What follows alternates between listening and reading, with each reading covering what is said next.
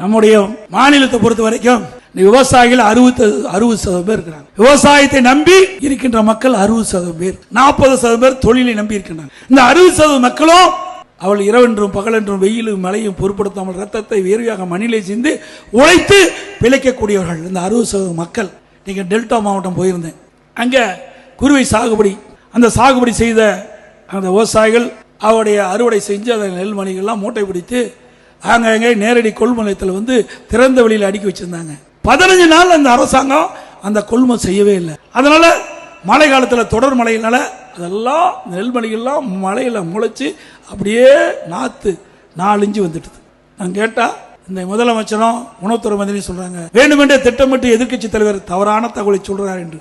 நான் நேரடியா எல்லா கொள்முதலத்துக்கு பல கொள்முதலத்துக்கு போனேன். தஞ்சாவூர் மாவட்டம், நாகை மாவட்டம், திருவாரூர் மாவட்டம், இப்படி இந்த மாவட்டத்துக்கெல்லாம் நேராக போனேன். மயிலாடுதுறை வரைக்கும் போனேன். திருவாரூர்ல இருந்து தஞ்சாவூர், திருவாரூர், நாகப்பட்டினம், மயிலாடுதுறை 4 மாவட்டத்தில் இருக்கின்ற நேரடி கொள்முதலுக்கு சென்று அங்க என்ன நிலைமைன்னு விவசாயிட்ட கேட்டு இருந்தேன். அப்போ விவசாயிகள் கண்ணீர் மல்க சொன்னாங்க, நாங்க 1 ஏக்கருக்கு 35,000 ரூபாய் செலவு செஞ்சு பயிர் நடவு செஞ்சு அறுவடை செஞ்சு கொண்டு வந்த நெல்லை முறையா கொள்முதல் செய்யல, இங்க நெல்லெல்லாம் முளைச்சு போச்சு. இன்னைக்கு தொடர் மழையில் காரணமாக நெல் குவியலா குவிச்சு வச்சிருக்கிறோம், அந்த நெல்லெல்லாம் அவிஞ்சு போச்சுன்னு எடுத்து காட்டினாங்க. இந்த அரசாங்கம் நேரடியாக கொள்முதல் நிலையத்தில் கொள்முதல் செய்யாத கணத்தில் பல்லாயிரக்கணக்கான விவசாயிகள் இன்றைக்கு கண்ணீர் மல்க தன் உழைத்த நெல்லையெல்லாம் விற்க முடியாத அவலங்களை இந்த ஆட்சியில் ஏற்பட்டுகின்றது. இதற்கெல்லாம் முடிவு கேட்கின்ற தேர்தல் 2026 சட்டமன்ற தேர்தல் என்பதை நேரத்தில் தெரிவித்து